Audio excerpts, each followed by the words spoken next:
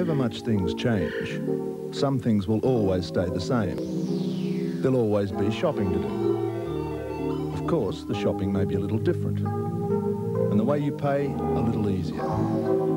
The State Bank is always looking at new ways technology can help you. Our green machines are a good example.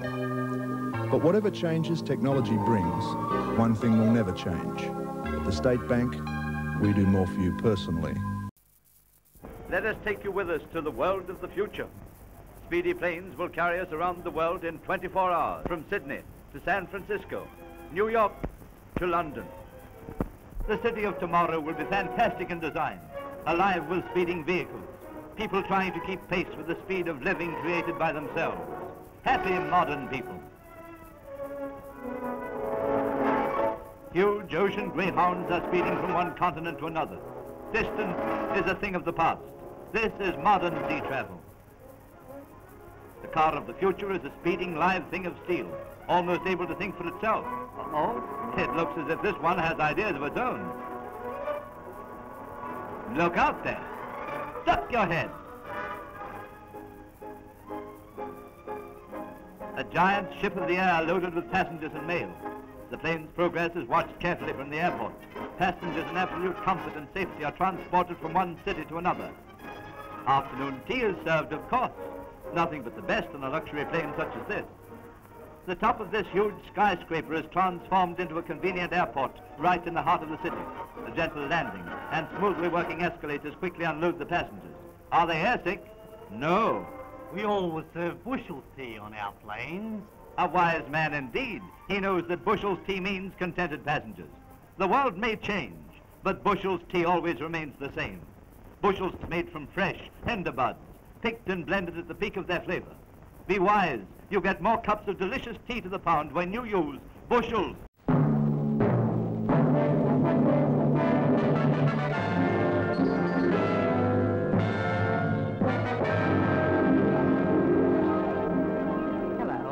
I'm Betty Furness. In all my years with Westinghouse, I've covered some pretty interesting stories, but here is truly the most wonderful and exciting thing I've ever had the chance to talk about. It's the Westinghouse Total Electric Home, a home where electricity does everything. Heats, cools, illuminates, launders, preserves and prepares foods, entertains. It even lights a path to the front door with rayescent strip lighting. As visitors approach, more lights go on automatically to say a cheery welcome. Then, when they arrive at the door, a television camera takes their picture to tell the hostess her guests have arrived. When you step inside the Total Electric Home, you step into an entirely new concept in living, organized around electric centers, such as this entertainment center. Electric heating and cooling keep the home constantly and automatically at the most livable temperatures all year round, and keep it clean and healthful too. Sterile lamps kill airborne bacteria, while electrostatic filters remove pollen and dust. The pride and joy of the man of the house is the Weather Control Center, a center that puts you in charge of the electric heating and air conditioning and the electronic air filtering of the entire house. If you like, the temperature of each room in the Total Electric Home can be set individually. And for the amateur weatherman, the control center reports outside wind velocity and direction, outside temperature and humidity, and barometric pressure. In the winter, the press of a button de-ices the front walk and driveway. In summer, an automatic control starts the lawn sprinklers when the ground gets thirsty. Another beautiful and practical electrical center in the Total Electric Home is the Laundry and Home Planning Center. With individual hampers, your clothes are sorted by type. Directly opposite, to save you steps, are the real geniuses of this very last word in home laundries. All you do is load the clothes in this new Westinghouse 1000 laundromat and electric clothes dryer. The remarkable program computer selects and carries out the perfect washing and drying program for every fabric at the touch of a button. It's the first home laundry that can think. Over here is the combination open fireplace and electric barbecue. By touching an electric starter, the host can get the charcoal going and demonstrate his cooking skill. And whenever the family just wants to enjoy a cozy fire, all he has to do is throw on the logs and push a button to automatically lower a protective screen. Cooking is really a joy in the food preparation center. Here you have a refrigerator that looks like fine furniture. For convenience, the upper unit of the refrigerator opens from both sides, and below are handy, spacious refrigerator and freezer drawers. Then, too, there's the miraculous electronic oven that will cook these appetizers in 6 seconds. Appetizers that were prepared from recipes kept in this microfilm file. Thousands of recipes are on file here, and simply by pressing a couple of buttons, the recipe of your choice appears on the screen.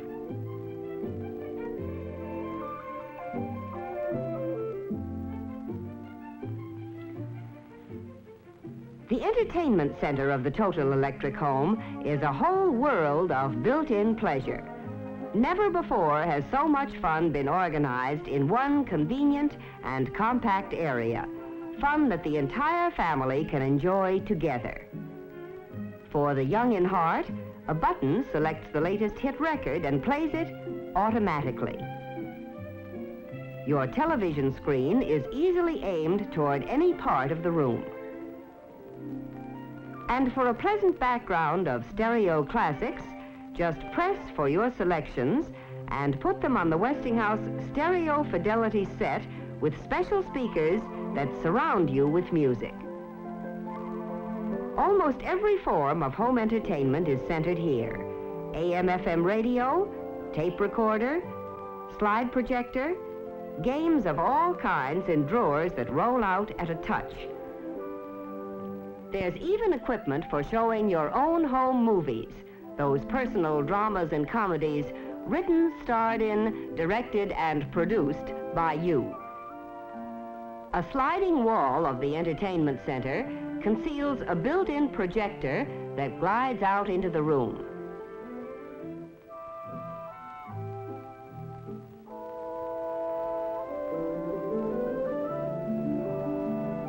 Then, at the push of a button, the lights lower automatically, a large movie screen comes down, and it's time for the show.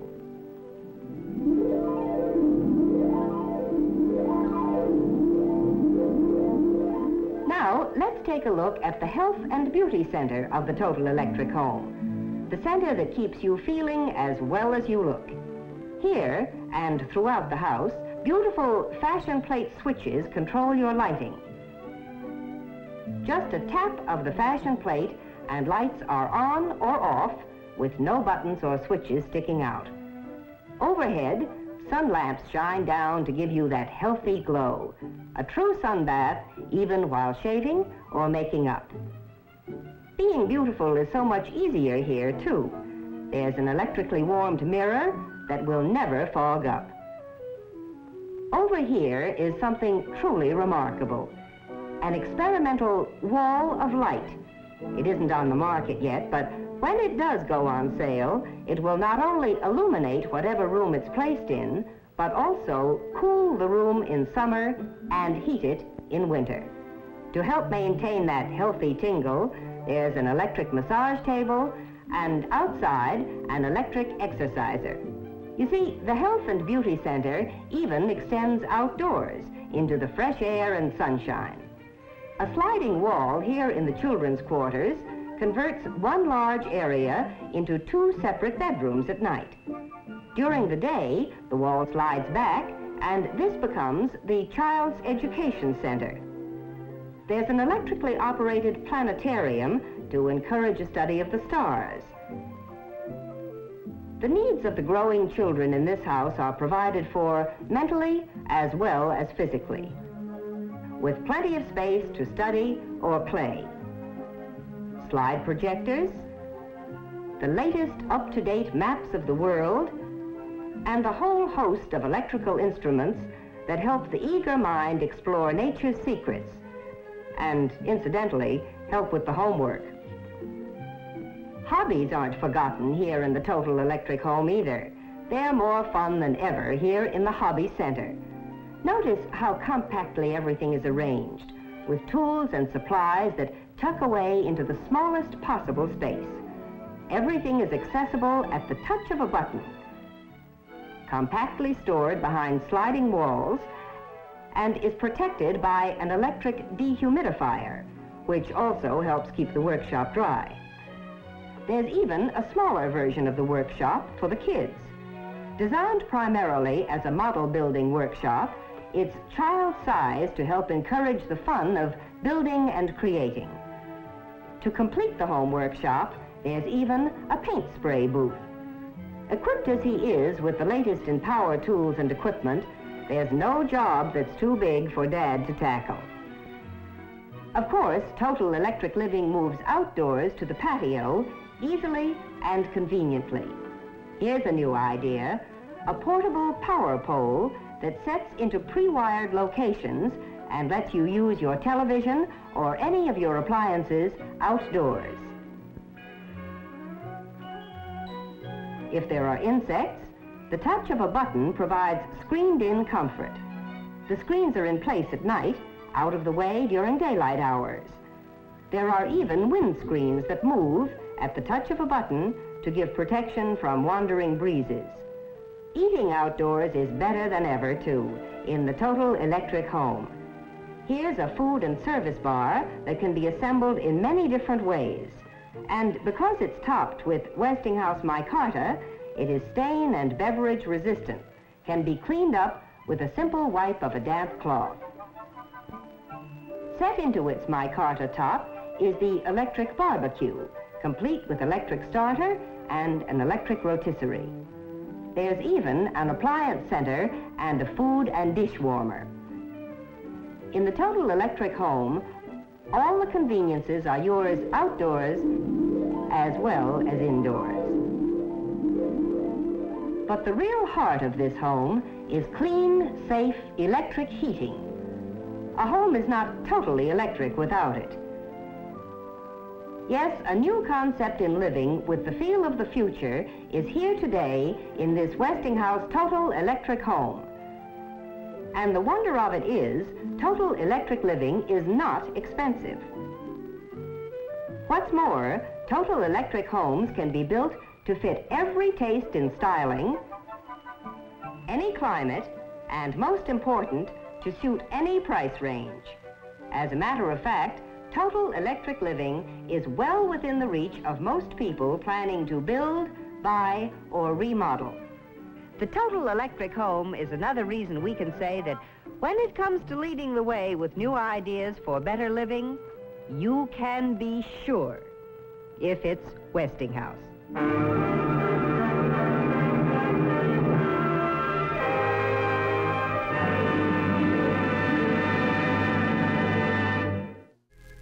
You're watching Sleepcore, media for insomnia.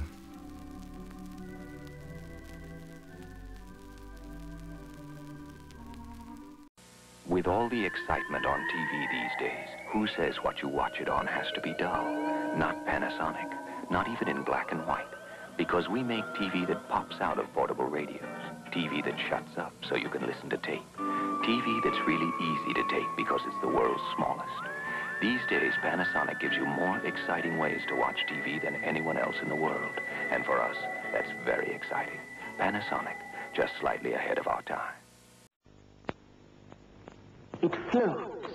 The Hoover constellation floats on air, floats on its own cushion of air, floats with you through housework. Yes, the Hoover constellation floats. It doesn't just slide. There. Just as it floats over the table, so it floats through your housework. A gentle pull, and it follows in your footsteps for perfect all-round-the-house cleaning. So if you want to float through housework, get the fabulous Hoover constellation.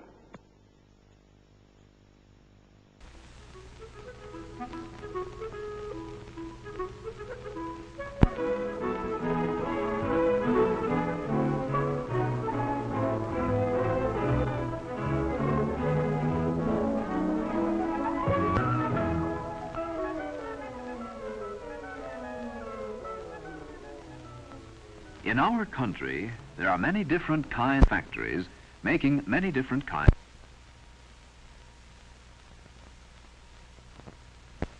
In factories, people work together at machines to make many of the products that help us live better and easier. The products made in a factory take a great deal of planning, preparation, and work on the part of many people.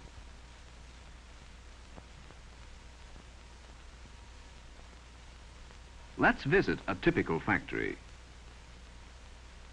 In this toy factory, millions of toys are made. Toys like these honey bears, musical clocks,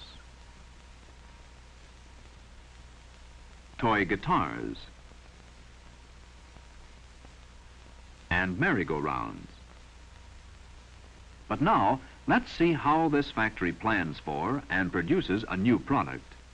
Let's see how a factory works.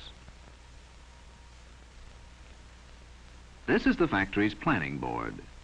These men plan or decide what the factory shall make. At today's meeting, a number of ideas are presented. One man suggests that the company manufacture a jack-in-the-box, and he draws a rough sketch to show what it might look like.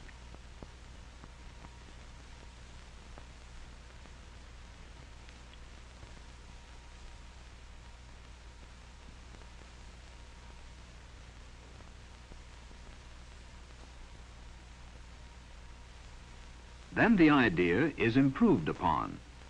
Why not make a jack-in-the-box with music? A kind of jack-in-the-music-box. Sketches of this idea are sent to the experimental department.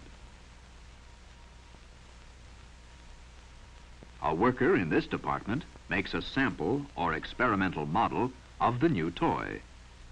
This is what the jack-in-the-music-box will probably look like if it is finally manufactured.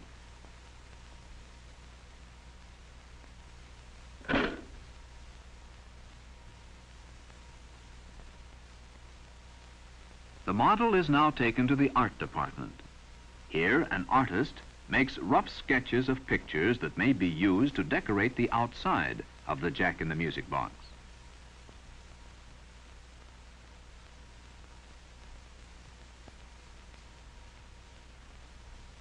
Then he takes his sketches and the decorated box back to another meeting of the planning board. The men on the planning board check the completed model.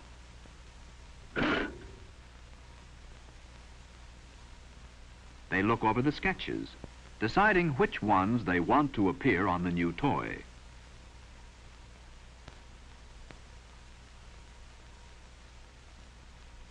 The jack-in-the-music-box is finally approved for production. Engineering is the next step in the production of the toy. In the engineering department, highly trained engineers plan exactly what parts will be needed and how the toy will be made. They also design the tools that will be used to make the parts for the toy.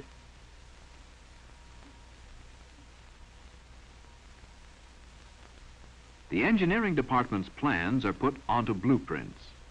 The head of each factory department will read these blueprints and be able to tell his workers what to do. One set goes to the tooling department. Here, tool and die workers make the machines or tools that will be needed to manufacture the parts for the toy. Here are some of the tools being made.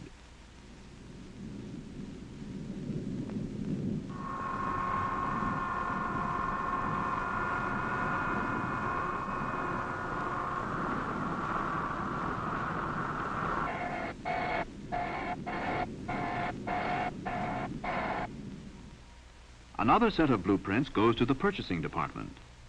This department will buy the raw materials, the cloth, springs, metal sheets, and other things that will be needed to make the new toy.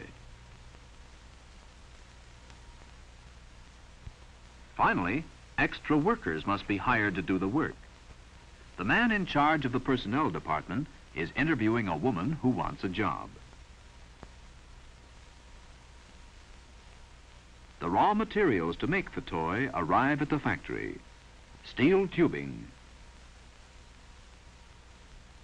coils of wire,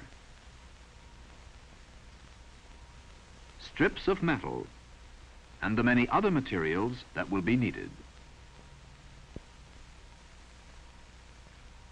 Workers arrive at the factory to do the many different jobs.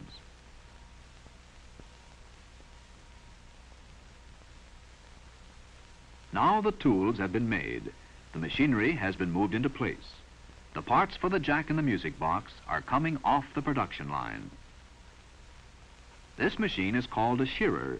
It cuts off strips of metal for the body of the toy.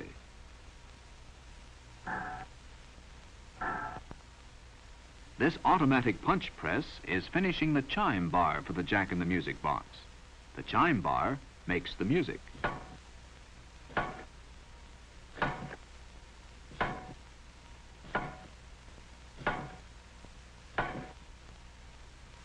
This coil of wire is fed into another punch press.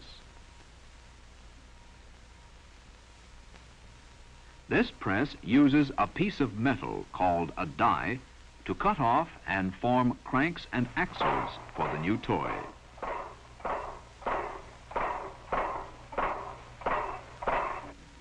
Now the parts have been made and the workers are ready to assemble or put together the jack in the music box.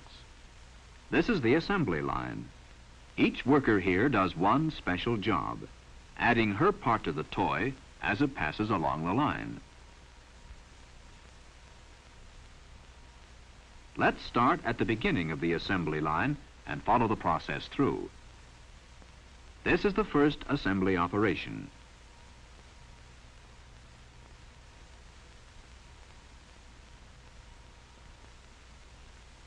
This woman is using a machine which bends the flat metal sheets into the can body that will be used for the jack in the music box. The cans move down to the next worker on the line. This worker joins or rivets in the parts that make the music.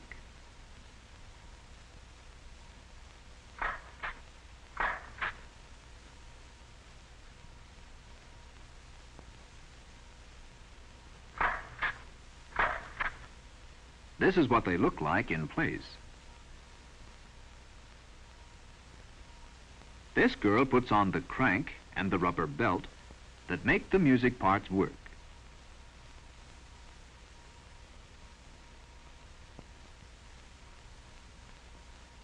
Then she checks the music-making part of the toy.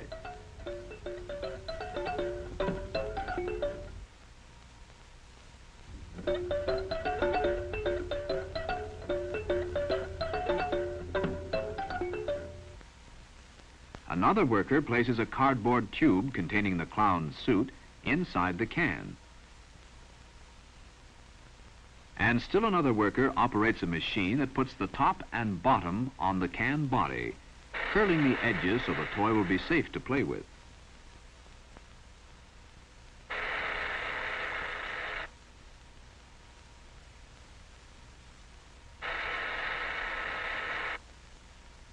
Now the clown's head is made ready for the new toy. A worker glues a hat on the head.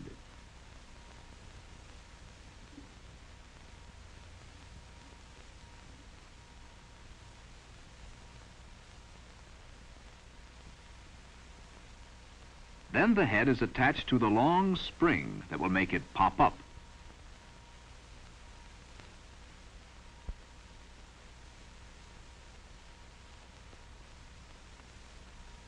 The spring, with its head, is placed inside the suit and the cardboard tube.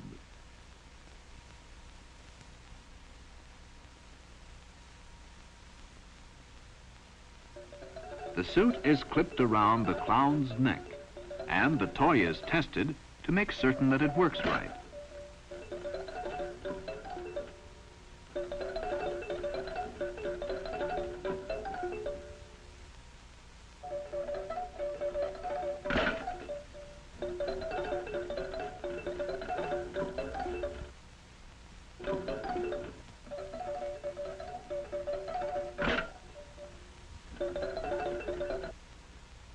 Finally, the completed Jack in the Music box is placed inside a cardboard container, ready to be sold to citizens.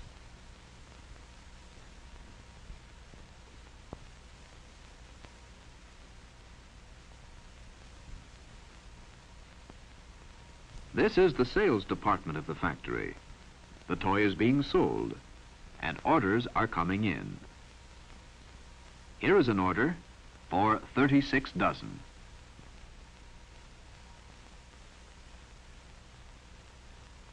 Shipping containers filled with toys are loaded into railroad cars. Trucks are loaded too. And the toys are sent on their way to hundreds of stores everywhere.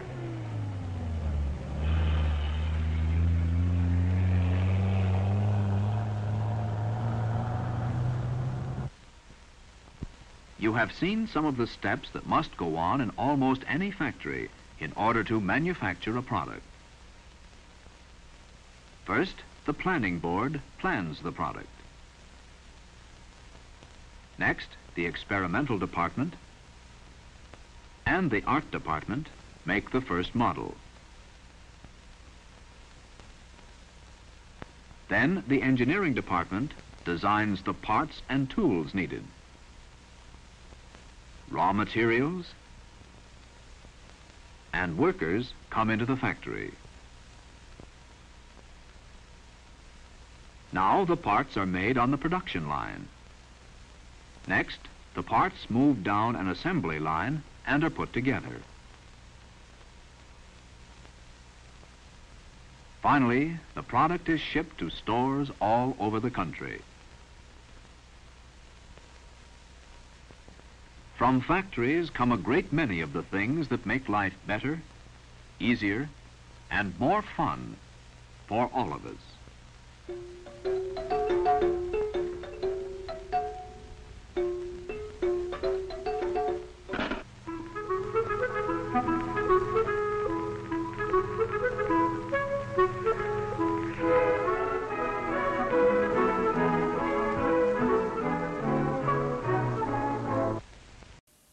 Time once again to step into the future. Hello, good evening. Tonight we take a look at the road ahead to see what the motorist of tomorrow will be driving. A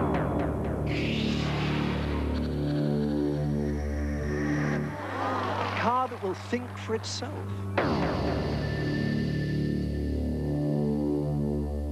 It will have a brain that will tune the engine hundreds of times a second. The option of power distribution to all four wheels. And electronically controlled non-locking brakes will make it virtually impossible to skid. But such advanced technology won't be available to you, the average motorist, until around the year 2000. The new Cavalier from Vauxhall. The future now. Welcome to this evening's preview of the 2003 Spring Summerwear collection from the House of NEC. We call this collection Dressing for Texas. Hiroshi sports the latest information system in a stunning yellow and black ensemble.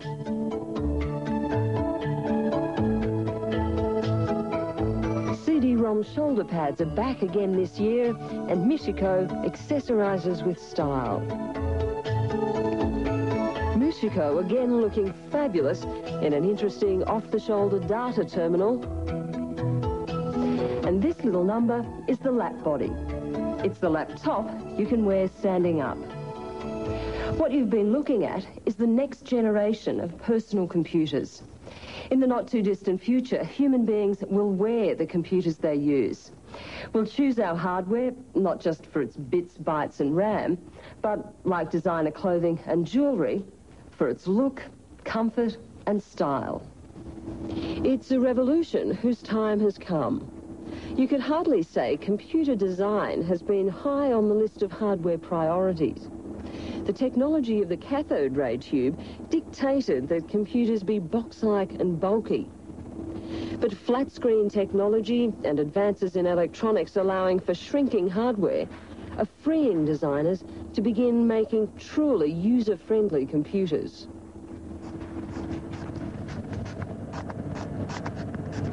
The Advanced Design Centre of communications giant NEC is way ahead of the pack with their ready-to-wear, well, almost, designer collection of computers that they call humanware engineering. Number crunchers with glamour. The man at the helm of this design push is Hideshi Takamasa. He and his team want to take computers off the desktop and out of the office. Using flexible rubber and soft textures, they're creating computers with curves and shapes configured around the human body and designed for human activities. For the 21st century executive, there'll be no need to stop work just because you've left the office. Let's say you have a letter to get out. With the Porter office, you have three options. You can type it on the touch sensor keyboard, handwrite it on the electronic notebook, or if you need to be hands-free, dictate it using speech recognition directly onto the page. When you're done, a camera located here records the image, and it's then faxed using, say, a cellular network back to your secretary. That leaves you time to make a few extra calls on your way home. The circuitry and battery power for all this is located in tubing running up the spine.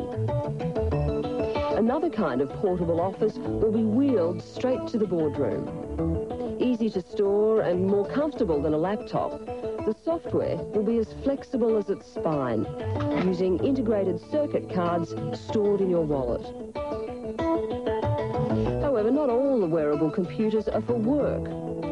Leisure appliances will also become apparel. If you've ever found yourself running after a small child, video camera in hand, then you'll understand the design motivation behind the Wearcam. The camera body and lens sit here, just in front of your chest. Aim and focus with the trackball on your hip and view the image on this screen. Camera wobbles aren't a problem because the whole outfit comes with shock cancellation software and magnetic float suspension. Now, if your camera work still doesn't make the grade, even with all these features, don't worry, because pictures recorded on an optical disc can be erased. Prototypes are also being designed to tackle difficult conditions. These future computers will be ideal for the weightless environment of space, where anything not attached to the body would float away. You're watching Sleepcore. Sleep tight.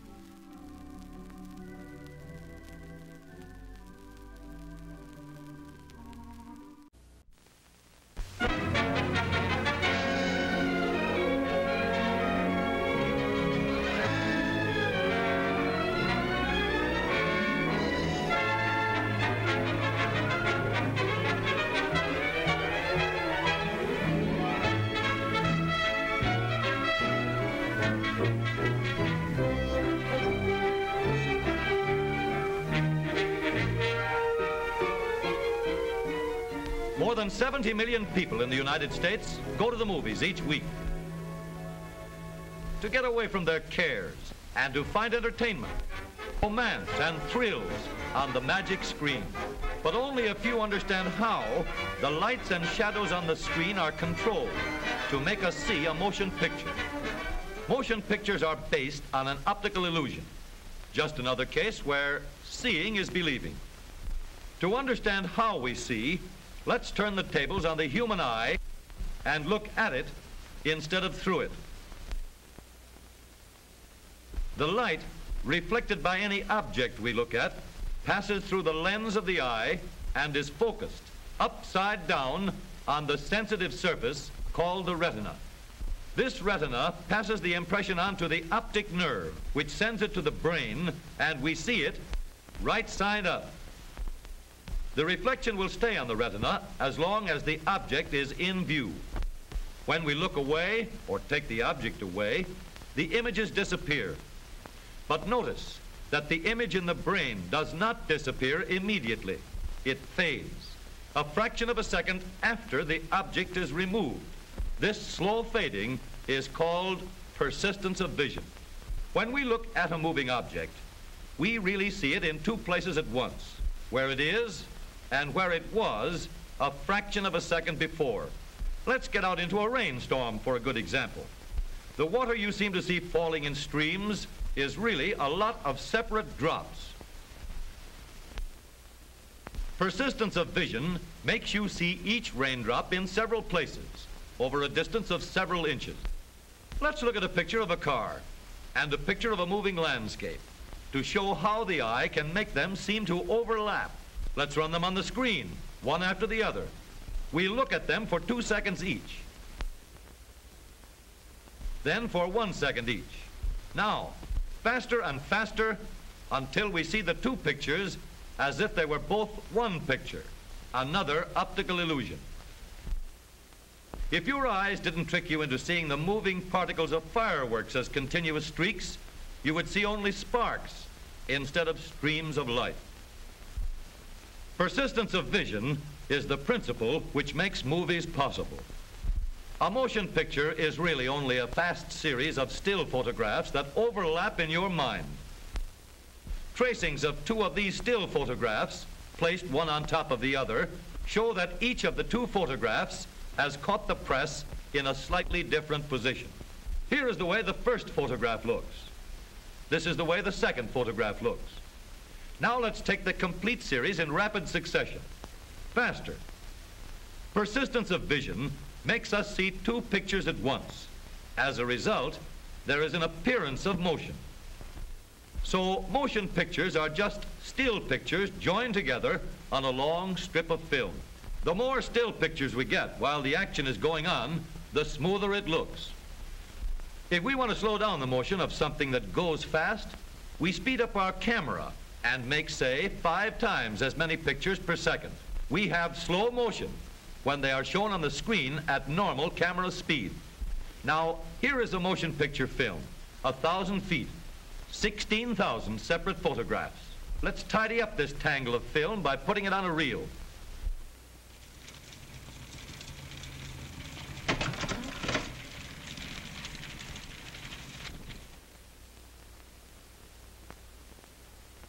Now we'll build a projection machine to show the pictures on a screen.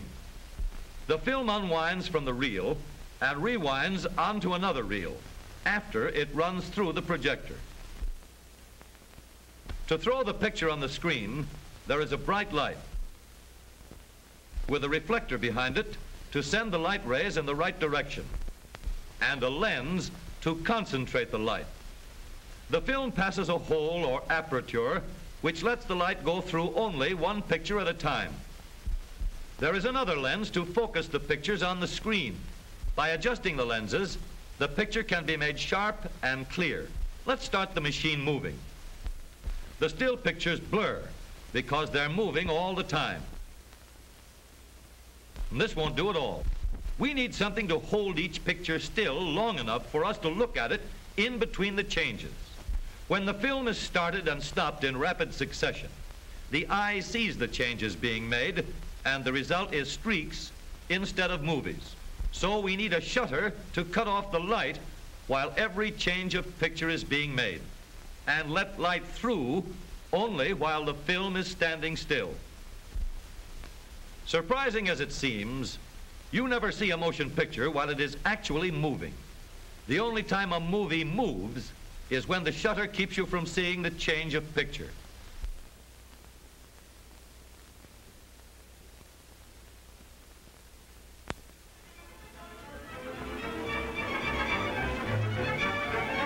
Then we see it just the way it looks in real life. Now we have the important parts of a projector for showing motion pictures on the screen. But let's change that drawing to an actual machine at work.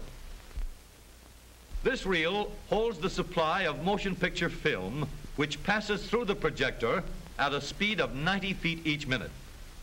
Slots on this aperture plate guide the film past the narrow beam of light so that only one picture can be seen at a time. The adjustable lens, which gives us a clear, sharp picture on the screen, is placed in the path of the light rays after they pass through the film. Sprockets, which guide the film as well as start it and stop it, are placed in position to hold the film in proper position at all times. The shutter is placed behind the film to cut off the light at intervals while the pictures change.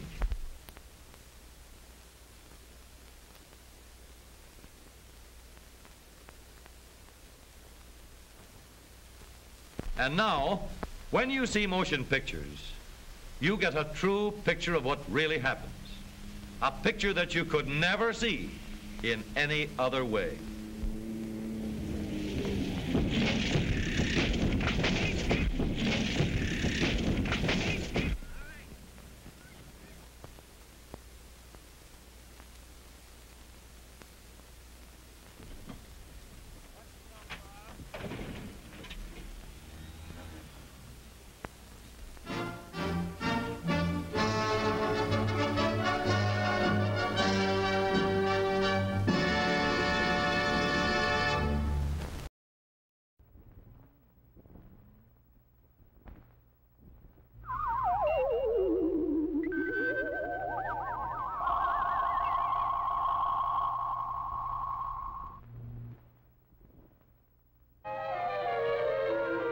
Why would Uncle Sam put $9 million into this venture? The federal government put only $1 3/4 million into the 1933 Chicago Fair and none at all into the 1939 San Francisco Fair.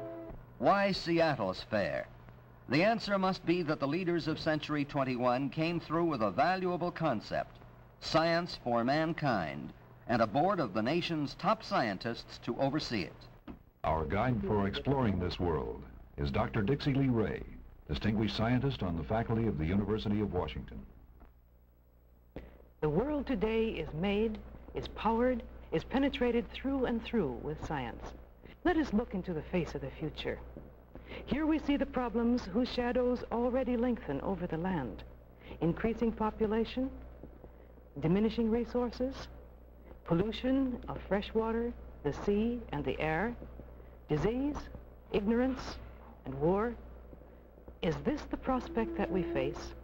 Or through knowledge and understanding, can we shape our future, not to a life of ease, but to one that is worthy of the dignity of the human mind and spirit? We have entered upon the space age. This means new concepts of size and time and shape and matter. It means a change in our perspectives and our thinking. Science is the search for hidden likenesses in the great diversity of all things around us, large and small. It seeks the beauty of order, and the sense of personal exploration is as great and as intense in this adventure of the mind as it is in any aspect of the arts. We look to the frontiers of the future with confidence in the knowledge that man masters nature not by force, but through understanding. And it is to this end of understanding that the United States Science Exhibit is organized and directed.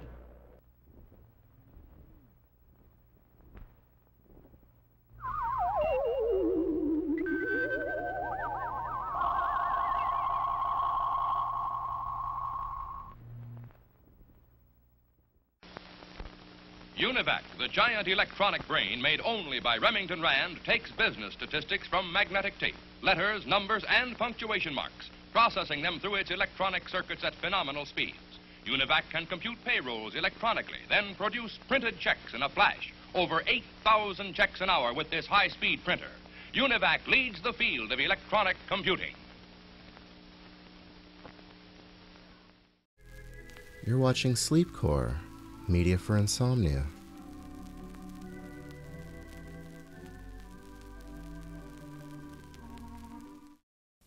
Welcome to Carmel, FTL Newsfeed, 13 October, 2142.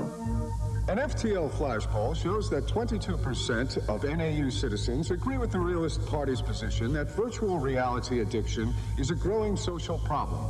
But 58% believe that virtual reality is safe 10% were plugged into the VR net and couldn't be reached for comment.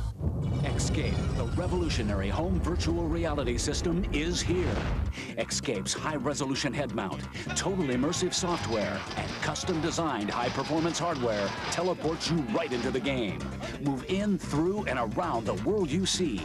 You are in VR. Exploding 64 bits of VR power. 16 million excellent colors with 3D texture mapped graphics. Exceptional get-a-grip VR controller. And extraordinary CD quality 3D spatial sound. Insert a cartridge, you're there. Fantasy becomes reality. Virtual reality as you battle to high-tech victory in Hollow Sports Fighter. Master the Mega Maze world of Quicksilver. Race and survive the Cyberdrome Gauntlet in Mind Trips. Search for secret alien treasure in the outer city limits of Intruder. Or sword blast your way to freedom through the time warp arena of Nero Zero. And with spectator mode, everyone's in on the action. Go solo or network with up to 6 players in the ultimate VR web. Escape goes almost anywhere. Escape's passive VR videotapes will let you experience incredible sights and breathtaking thrills as never before. Escape's exceptional expandability and mega line of add-ons will keep you pushed to the technical edge and over. So escape into tomorrow, today. Escape from Citadel Entertainment. See you on the inside. I'm in!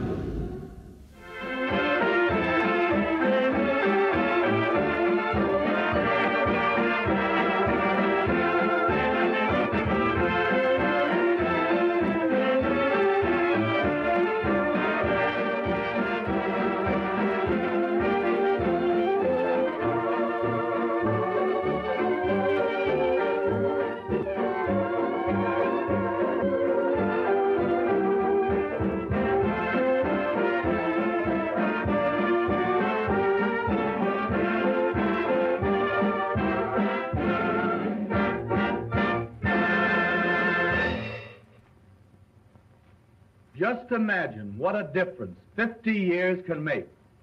Take a look at New York in 1880. What a peaceful scene. What calm dignity. What quaint charm. It is so quiet you can even hear the rustle of the bustle. Lovely.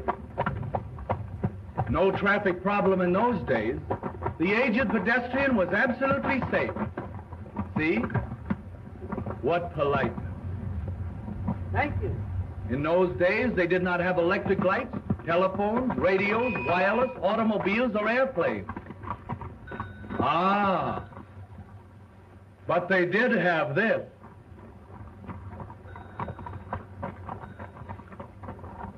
Well, who can tell? Maybe he forgot something. Just imagine. The people in 1880 thought they were the last word in speed. Take a look at the same spot today. Good old Fifth Avenue. Changed a bit, hasn't it? Ah, here's an adventurous soul. Going to do a little jaywalking, eh? Be careful. Take it easy. Watch yourself. He made it. No, he didn't.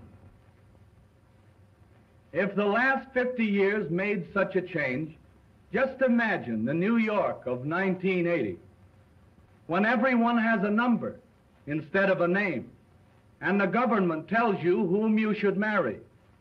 Just imagine 1980.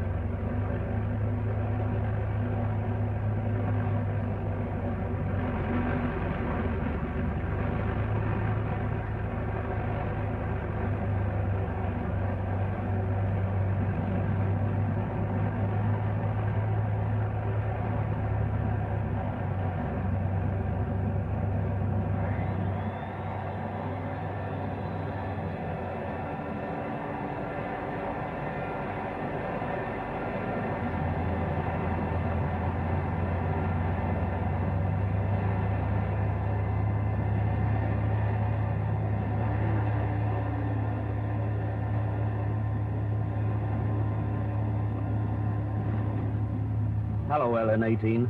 How are you, darling? Hello, J21. Well, it happened today. What?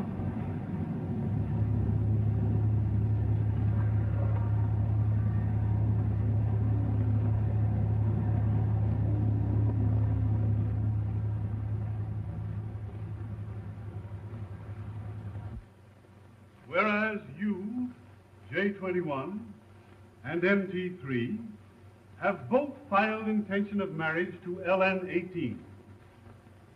In such a case, the tribunal must decide between the applicants from a standpoint of their worth and accomplishments. The tribunal has decided in favor of MT3.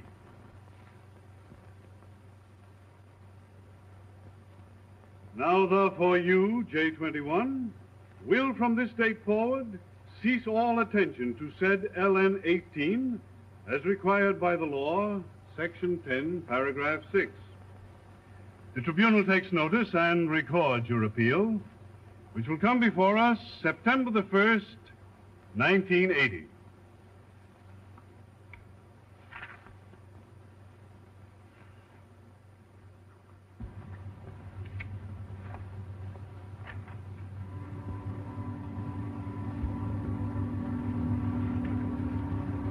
I was afraid this was going to happen. So was I. Well, why did you ever consent to his filing an application? It was Father's idea.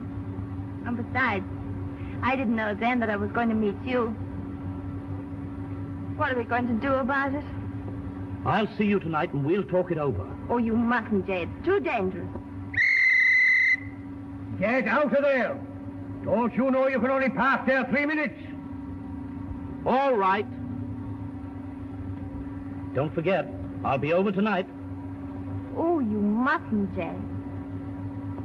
But I hope you will. Goodbye. Bye.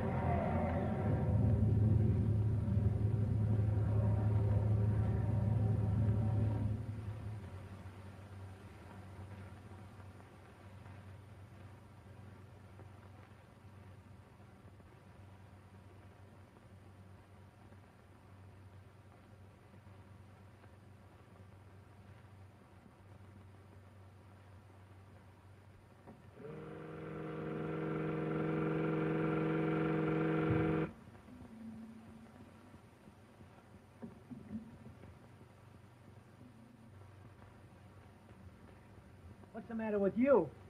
Oh, nothing. I know, it's LN18. You better try to forget about her, Jay. Easy advice, you lucky stiff. Nobody's trying to marry your girl. It's simple for you. Someone's at the door. See who it is.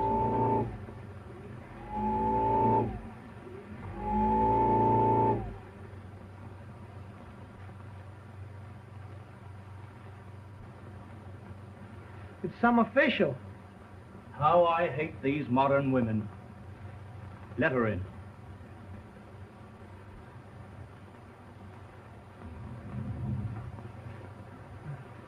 I'm the census taker. I'm sorry, but we're out of our census today. Now, will you have a drink? I don't drink. Cigarette? I don't smoke. Well, I'll bet you play a great game of football. How many live here? 3 if you count K9.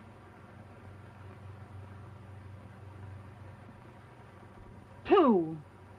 Male or female? What do you think? Male. Good. Go to the head of the class. Who are your parents? General Electric. We're both incubator babies. Young man, you are very impudent. Have a little respect for the law.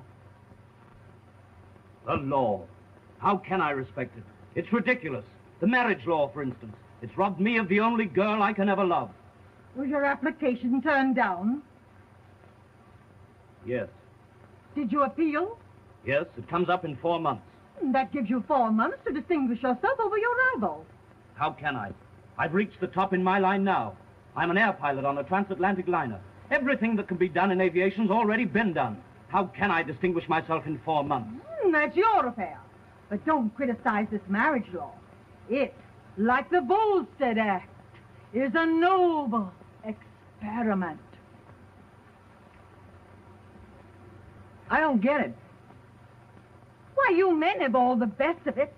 For instance, you can file an application to marry me, which I can accept or reject. But I can't put in an application to marry you. Not a bad law at that. Oh!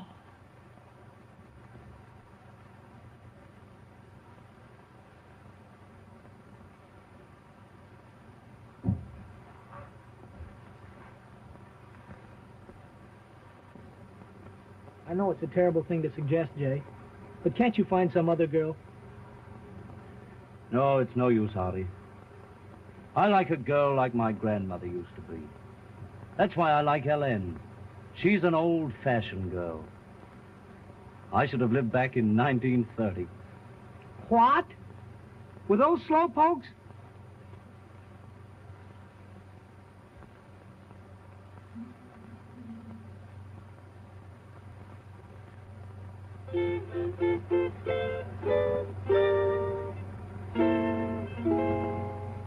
Pardon me if I seem high-hand to the girl who now holds sway, but I have to take off my hat to the girl of yesterday.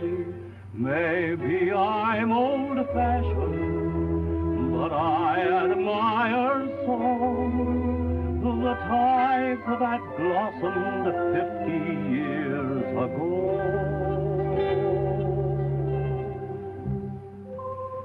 There's something about an old-fashioned girl that brings back the long, long ago.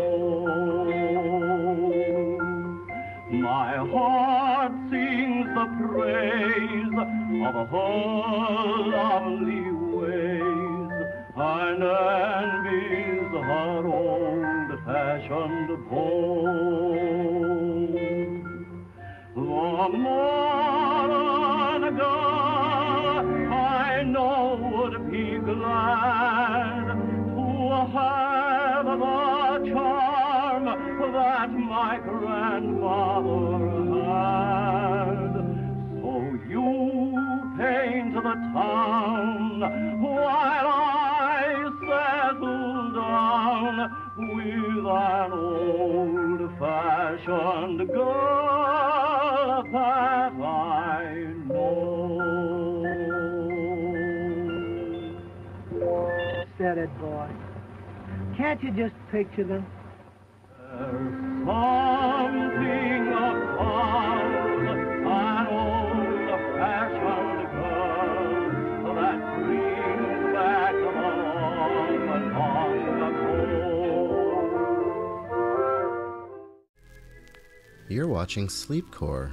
Pleasant dreams.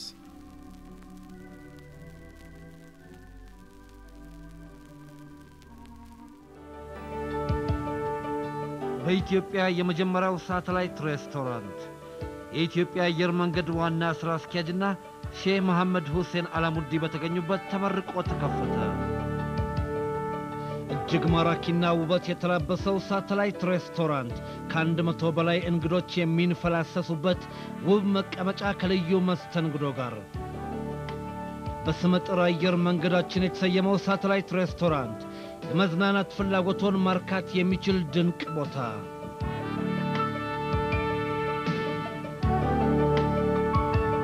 ከእንግዲህ ልዩ ዝግጅት ካሎት የቀለበት ስነ ስርዓት፣ የተዋበ የመልስ ግብዣ፣ የልደት ልዩ ዝግጅት ሲፈልጉ በአውሮፕላን ቅርጽ በተሰራው በማራኪው ሳተላይት ሬስቶራንት ይጠቀሙ።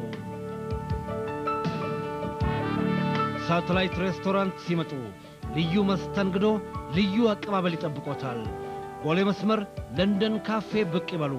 የተመቻቸ ፓርኪንግ አገልግሎት፣ የውጭ መስተንግዶ ሳይቀር የሚያገኙበት ስፍራ። ሳተላይት ሬስቶራንት ለትክክለኛ የመዝናኛ ፍላጎቶ አሁን ትክክለኛው ስፍራ።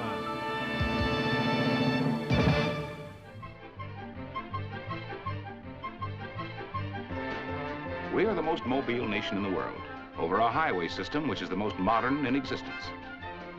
But cars can be built faster than the highways to take care of them. Wheels are rolling in all directions, and they're all headed for the biggest traffic jam since the wheel was invented.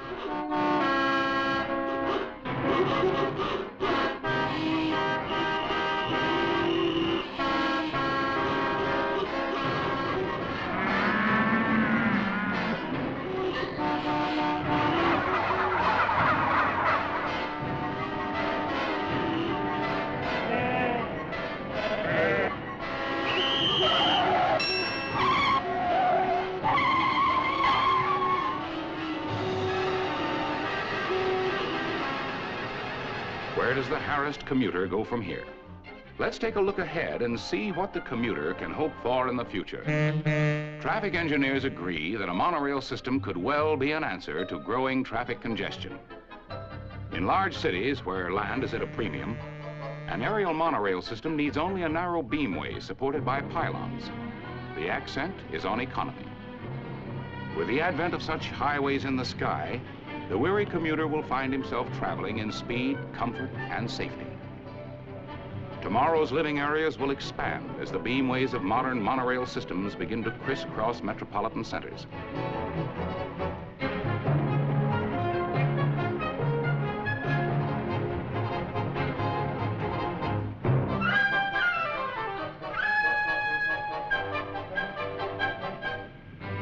But when is tomorrow?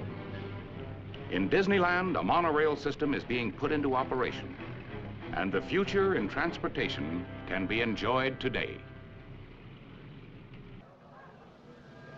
And here comes the Disneyland Alweg monorail coach for its first official run, pulling up to the loading platform where the dedication ceremonies will take place, and the ribbon across the track will be officially clipped. Everyone here on the loading platform, dignitaries, celebrities, and special guests are cheering as the monorail pulls in. And now, there is Vice President Nixon waiting. This is your spot, Walt. Take it away. To open the first operative monorail system in America, it is our good fortune to have our friend and fellow Californian, the Vice President of the United States, Mr. Richard Nixon, and his charming family, Mrs. Pat Nixon, Julia, and Patricia, his daughters. Mr. Nixon, our Vice President. Well, thank you very much, Walt. I want to say that this has really been one of the most exciting and interesting days that I've ever had in my life. And I'm sure that's true of all the others who are here at Disneyland to participate in these various ceremonies opening these wonderful new exhibits which we have here. I think you'll be interested to know, and I know that our television and radio listeners will be interested to know that when my wife and I were planning this trip and talking it over with our two daughters, we asked them what they wanted to do most when they came to California.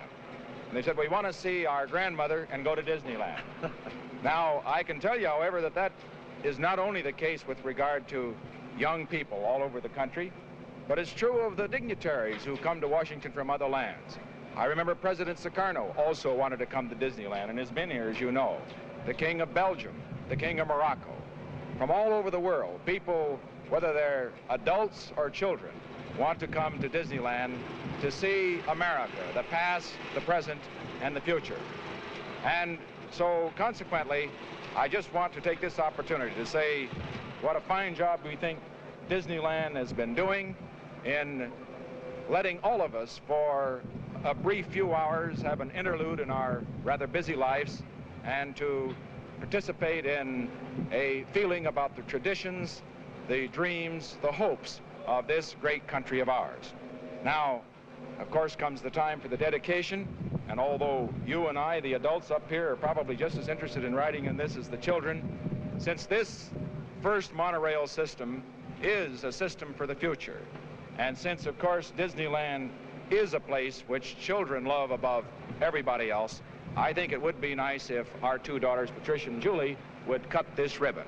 And if they would like to do that, we'll step back and let them do the job. Get right over here, children, and we'll have the scissors. Pat, won't you come up here and join with this? Here, children. Now, you know how to cut a ribbon, don't you? Huh? Go right up there. And let her go. Oh. Turn a little bit on the side. Hey.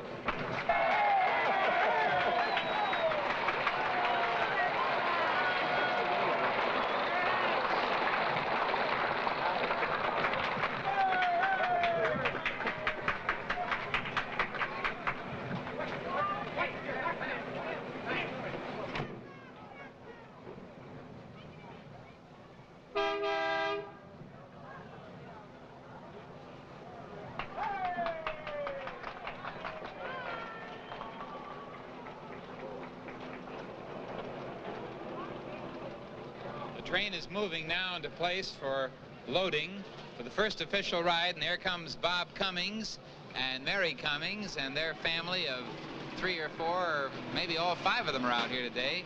I see back there with the straw skimmer, Fred McMurray, June Haver, and their families, Mrs. Linkletter and my brood of little Links are all climbing in for their first ride. There's my big son, Robert, my little girl, Diane, and a great many others. There they go. There's the nose, the tail end of the coach. It rolls on inflated rubber tires on this highway in the sky. The whole thing is controlled by the most modern electronic signal system, and it rides around over the Autopia and then across its own track and over the actual lagoon where the submarines are going in and out, or are preparing to. Isn't that a beautiful overhead shot?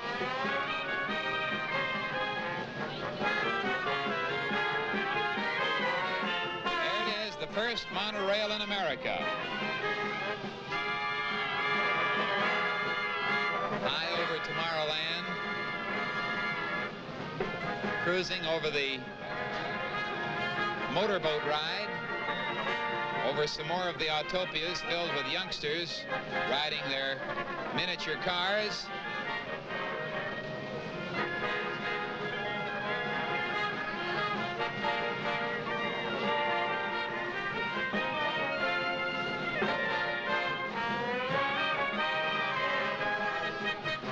That's the monorail, a long step forward into the future. Today, you're seeing America's first scheduled monorail system in operation. Soon, others will follow, heralding the day when such rapid transit systems will relieve America's crowded streets and perhaps even bring back the original meaning to the word freeway. Náš fejeton. Dovedete si představit, jak to bude vypadat na světě za půl století? Ne? Tak se dobře dívejte. Televizní nakupování je rychlé a hlavně pohodlné.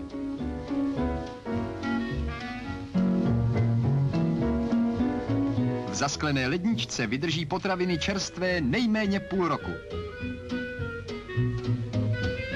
Stačí stisknout knoflík a přesně odvážené dávky k vaření jsou připraveny.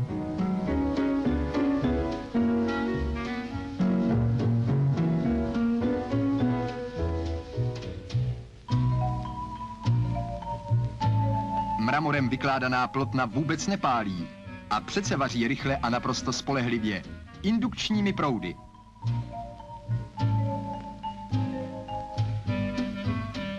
Kuchařskou knihu nahradili děrované štítky. Elektronkový přístroj se už postará o další práci. Kuřátko spolehlivě a zaručeně do zlatova upekou infračervené paprsky ve skleněné troubě. To všechno nám ukázala pařížská výstava budoucnosti. Jen jíst prý bude muset každý sám, i v 21. století.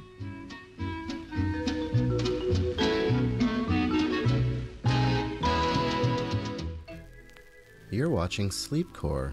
Pleasant dreams.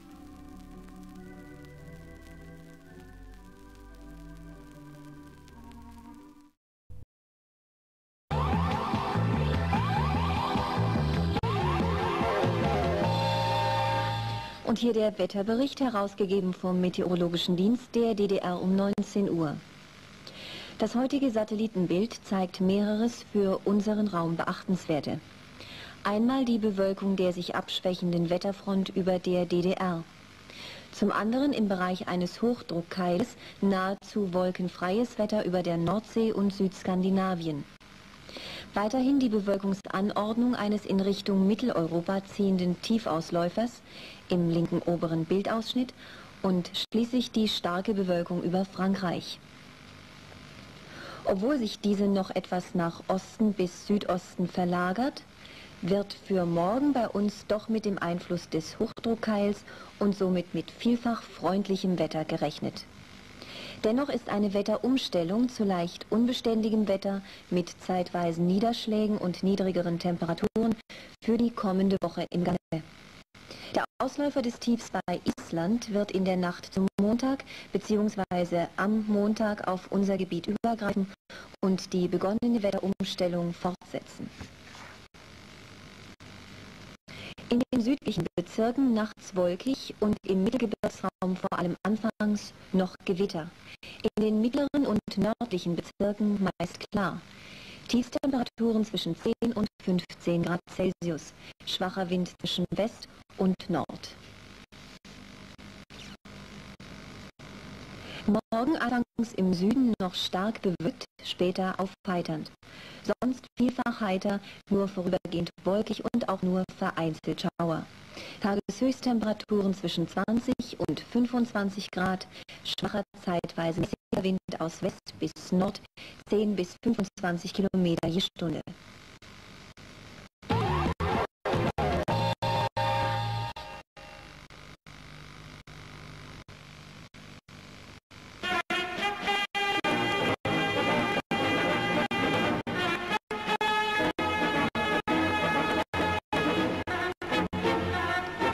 Liebe Zuschauer, herzlich willkommen zu den weiteren Sendungen heute Abend. Vorab ein Tipp für alle Freunde der Leichtathletik. Ab 23:15 Uhr übertragen wir direkt per Satellit den Länderkampf USA-DDR aus Los Angeles. Zunächst aber steht ein ganz besonderes Filmerlebnis auf unserem Programm. Leonard Bernsteins Musik, Jerome Robbins Choreografie und Schauspieler wie Natalie Wood, Richard Beymer und Rita Moreno trugen dazu bei, dass die Verfilmung des Musikers West Side Story durch Robert Wise zu einem Welterfolg wurde.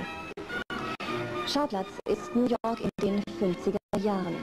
Zwei rivalisierende Banden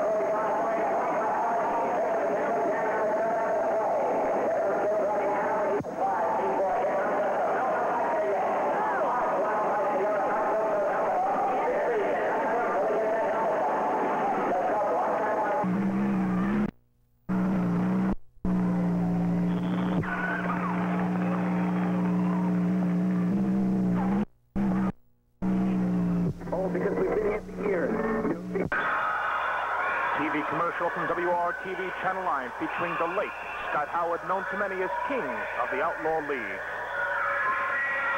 And the home of New York's big-time boxing program. And we feature regularly worldwide Wrestling Federation action. If you want to see it, we've got it. The Long Island Arena. And coming to the Long Island Arena.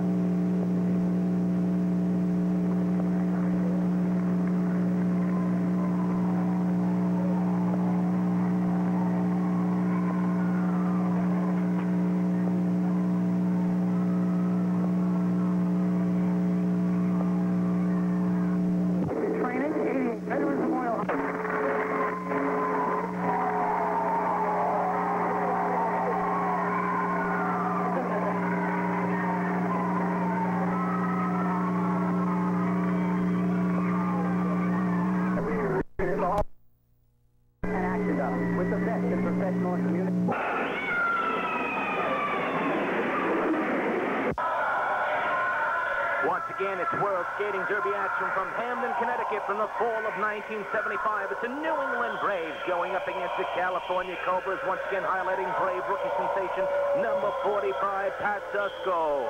That's Joe Panzerino calling the action from the trackside microphone.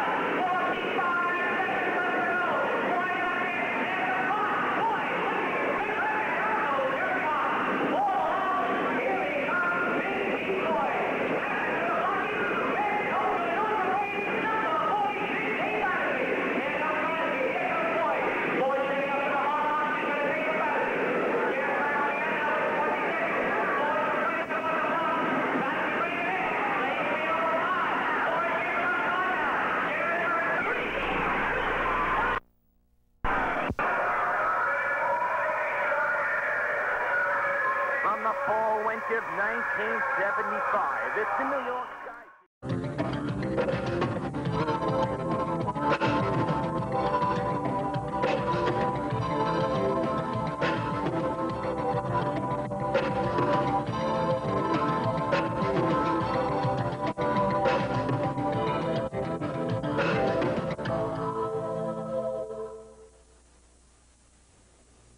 When four pizza-eating, surfy-speaking, nunchuck-flinging humanoid turtle superheroes take to the screen in the animated feature Teenage Mutant Ninja Turtles, The Epic Begins, you have an incredible action-adventure for the whole family. And it's coming up next on CBS. Check out these scenes from Teenage Mutant Ninja Turtles, The Epic Begins. Cowabunga! The Teenage Mutant Ninja Turtles are on pay-per-view in their first special ever, The Epic Begins. Right on! Totally cool, dudes, but you won't find this original animated feature-length classic on regular TV. It's only available on pay-per-view. Careful, Raphael. It could be a trap. Yo, kids, don't you get trapped. Come out of your half shell and order this exclusive turtle thriller today. Call your local cable company for details. Teenage Mutant Ninja Turtles.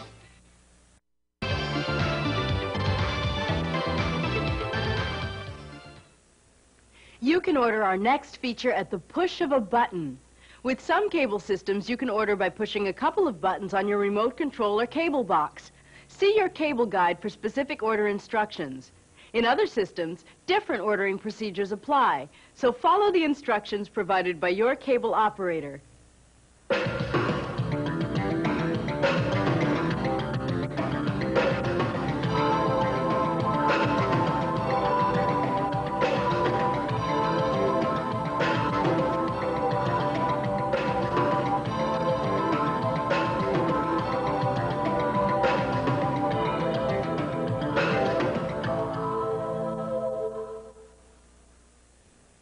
4 ordinary household pet turtles are transformed into a band of humanoid turtle superheroes. In our next CBS animated feature, Teenage Mutant Ninja Turtles, the epic begins. The fun-loving, pizza-eating adolescent reptiles are wise guys only up to the point when they meet supervillains. And then the nunchucks come out and the brawny beasts mean business. Stay tuned for Teenage Mutant Ninja Turtles, the epic begins. It's a great animated adventure for the whole family. You're watching Sleepcore, media for insomnia.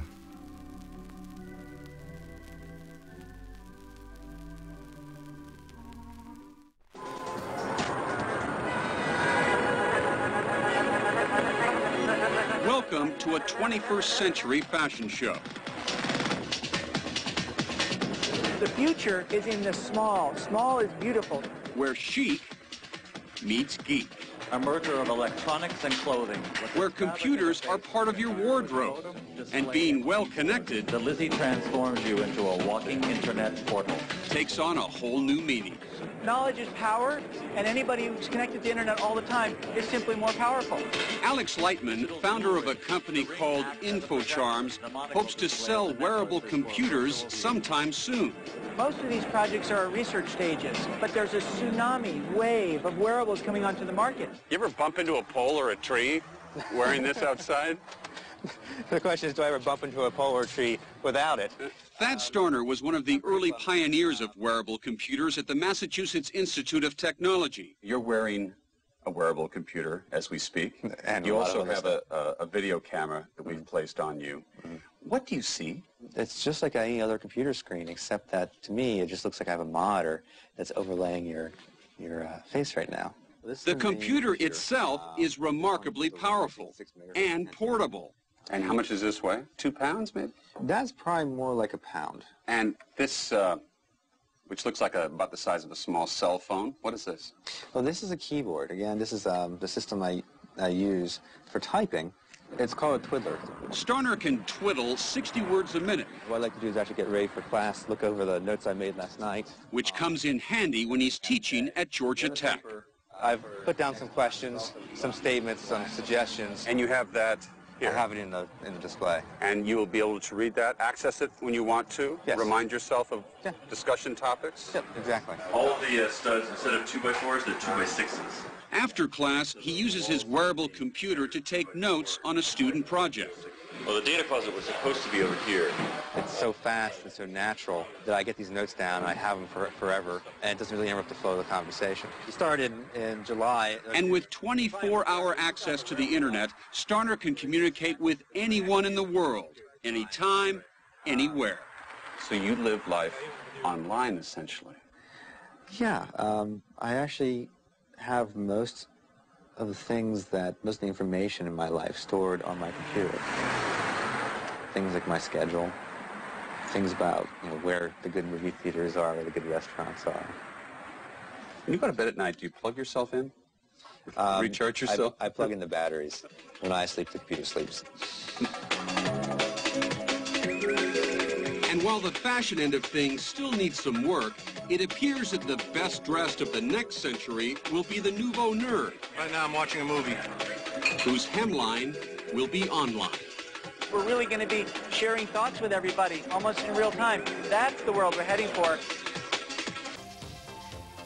Средното професионално техническо училище по машиностроене Средец София приема документи за учебната 1988-89 година. Кандидатите трябва да са софийски жители, завършили 8 клас и не по-възрастни от 17 години.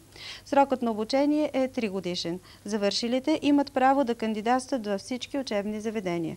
Специалностите, за които се набират ученици, са монтьор на кари и водач на моторно превозно средство категория Т, монтьор на машини, апарати, уреди и съоръжения и оператор на металорежещи машини. Документите се приемат на адрес в София, булевард Тотлебен 38, а допълнителна информация можете да получите на телефон 52 50 02.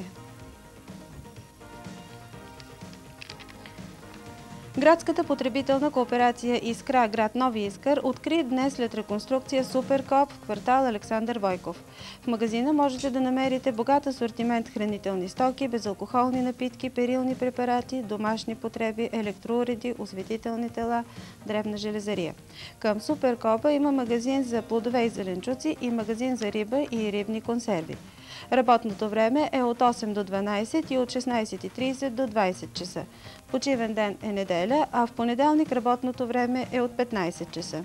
До Суперкопа можете да отидете с автобуси номера 26, 27 и 29, които тръгват от последната спирка на трамваи 11 и 12 на квартал Илиянци. Утре в представителството на Съветския технически център Автоекспорт, което се намира в сградата на сервис Дружба в столицата, ще бъде открита постоянна изложба на стоки за народно потребление. Те са производство на предприятията на Министерството на автомобилната промишленост на Съветския съюз. Изложени са автопринадлежности, детски играчки, градински сечива, битови уреди и съдове, железарски стоки и други. Изложбата е предназначена за специалисти и от интереса на нашите външно-търговски организации зависи дали тези стоки ще се появят на нашия пазар. Изложбата може да се посещава организирано след предварителна заявка на телефон 79 85 10. Поради големия интерес, проявен към организираната екологична бригада, организирана от Общинския комитет на Комсомола, община Витоша, в Народен парк Витоша, записването за втора смяна ще продължи до 29 юли на телефон 57 46 96. Сборният пункт за желаящите да участват в нея е на 1 август от 9 часа в двора на второ единно средно политехническо училище Академик Емилиан Станев на спирка Овча купел. Централният комитет на Комсомола обявява национална младежка кампания за солидарност с Никарагуа. Целта е да се наберат средства за построяване на училище в столицата Манагуа. За съобщения за значими трудови акции можете да използвате телефон 44 08 29 и телекса на Централния комитет на Комсомола 230 336, а събраните средства да се привеждат по тази банкова сметка.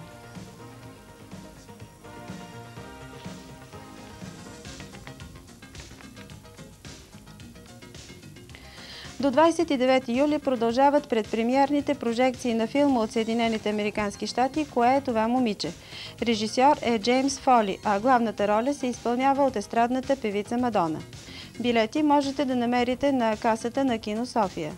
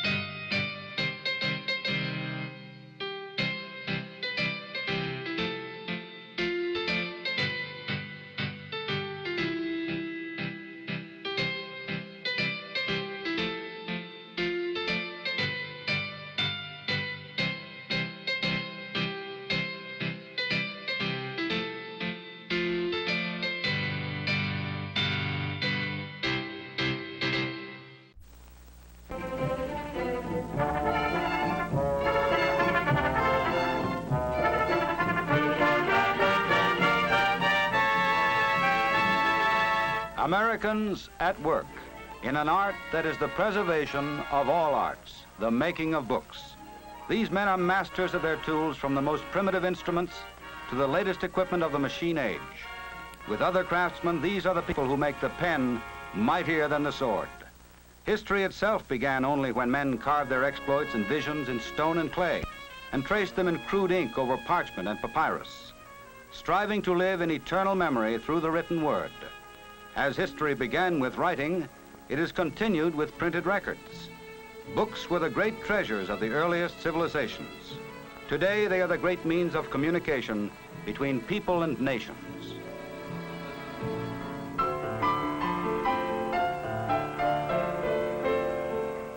Even in the most modern bookbinderies, Americans pursue a craft steeped in the tradition of ancient guilds.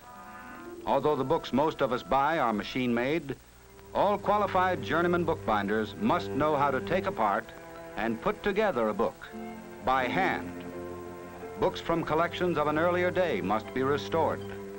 And this is a loving art, regarded almost with reverence by its practitioners. The well-worn inheritance must be carefully undone. Remove the broken cover. Unstring the worn-out threads. Take the precious publication back to the beginnings of a book. This is a work of infinite patience, of painstaking attention to detail, of fingered skill that is equal to the occasion. Good books are constantly given rebirth by workers like these.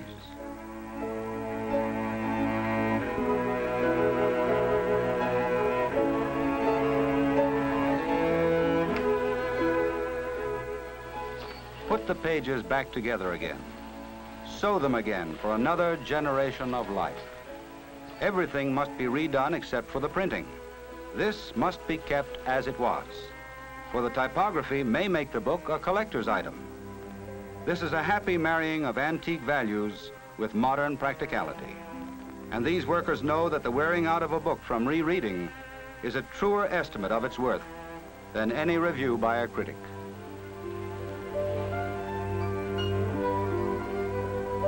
Hammer the book into a shape better than when it was new. Make it last longer this time. No matter how easy it looks, there's a knack to this that must be learned, handed down, applied thoughtfully.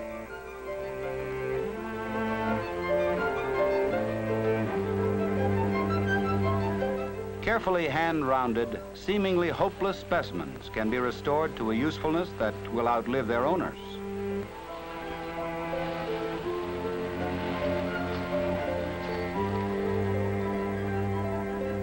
A bath is prepared for marbleizing the pages of the ancient book. Any one of a number of patterns may be created by spattering spots of color, deftly placing them, just so.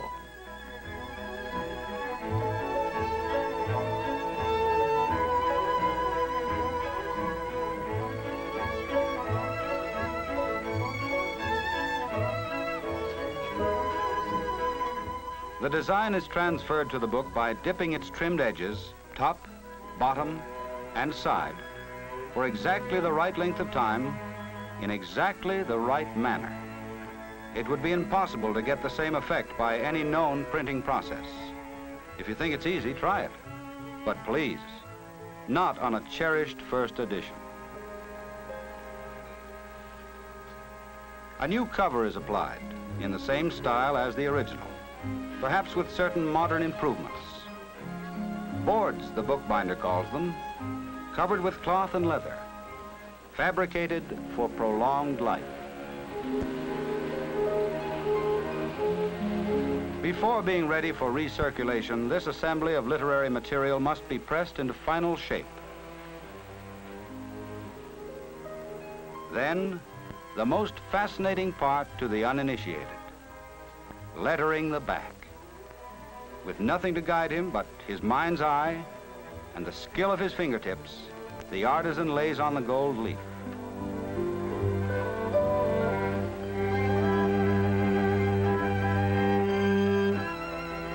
With quick, expert strokes, he stamps the title and other pertinent information.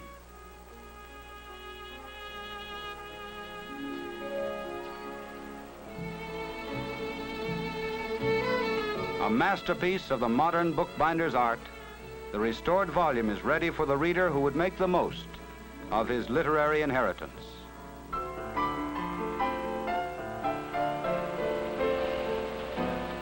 Today, large sheets bearing several pages come off the printing presses. Traditionally, these sheets are just about the size of the skin from one sheep, used for printing long before paper was a practical possibility. The uncut sheets go to the folding machines, which fold them to desired sizes called folio, quarto, and octavo, depending on the number of folds.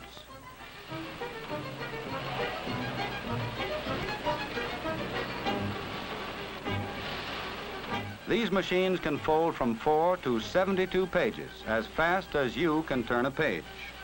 The folded sheet is called a signature.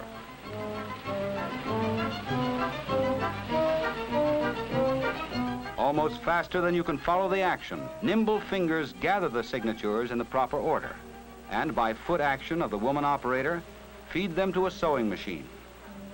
It is here, almost miraculously, that the various sections of the book are fastened together from back to front. These seamstresses of the printed word can make no mistakes, or the book will be entirely out of kilter.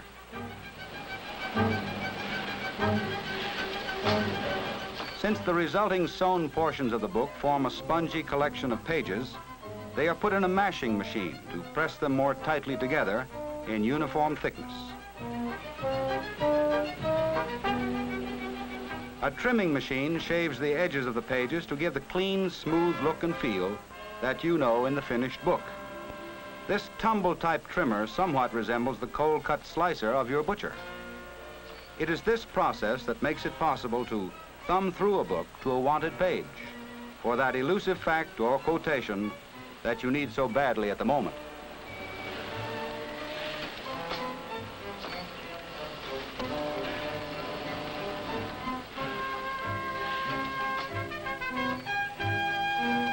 While the body of the book is in production, the cover is being prepared elsewhere in the plant.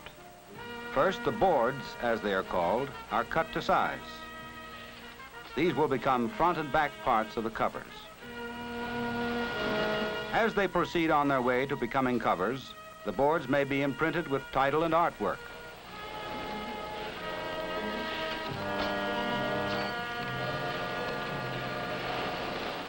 The operators of a stripping machine connect the two boards with a strip of cloth which will later become the back of the cover. Technically, what most of us call a book cover is referred to by the bookbinder as a case. Without it, the hard-bound book would not last long.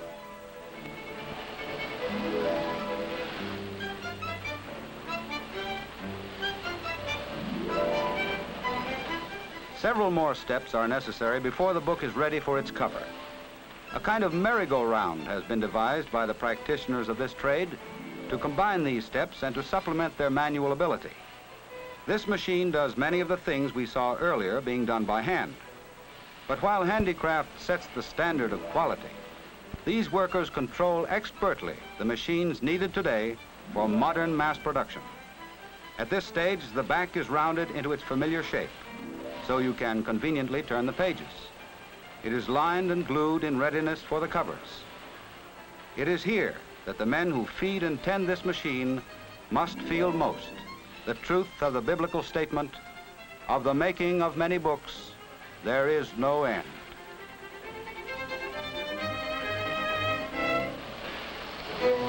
The greatest act in precision of timing and perfection of performance is reserved for the last. Under the supervision of experienced hands, the casing-in machine applies the covers to the books.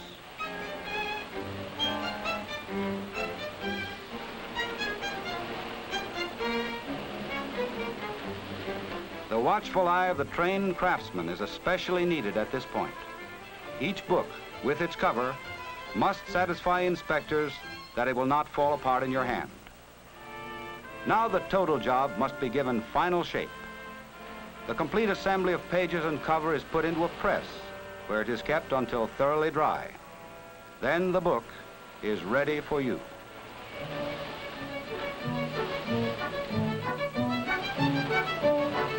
Not only only books, but pamphlets as well are an important part of publishing.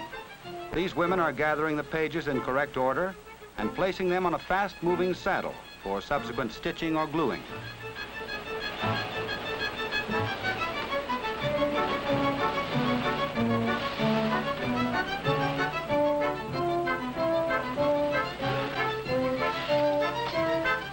A large publishing house may have as many as 10,000 jobs going through it at any one time.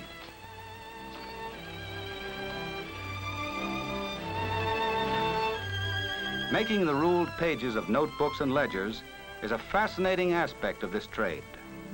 The paper ruler here has an arsenal of implements at his disposal.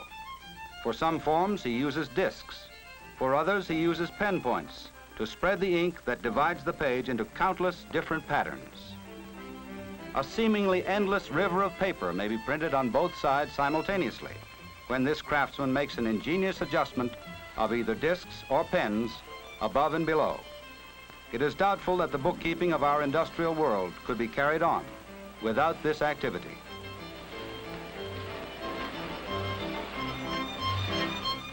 Did you ever wonder how a spiral notebook was made? No more complicated than this, if you have deft fingers and the right equipment. The wire bindings are attached almost faster than you can watch the action, sent on their way and locked into place at the end of a moving belt. And there you have another indispensable tool of the business world, the stenographer's pad. Modern accountancy is indeed dependent upon these forms and record books with their single, double, and triple lines needed to separate the innumerable items that must be entered in the spaces between. The art of bookmaking is older than printing by many centuries. Yet today's members of the Brotherhood of Bookbinders, artists of the AFL-CIO, are able to supply the demand for the most important ingredient of the modern world, literacy. Following a craft as ancient as cave drawings, these union workers of the book industry are second to none in keeping pace with progress. The ingenuity which has been passed on to the folders, gatherers, sewers, trimmers, liners, and casemakers in a proud profession is constantly at work for you to produce our greatest treasure, knowledge. Americans at Work, presented by the AFL-CIO. Next week, another interesting story of Americans at work. Americans whose skill and effort help keep our country great and strong.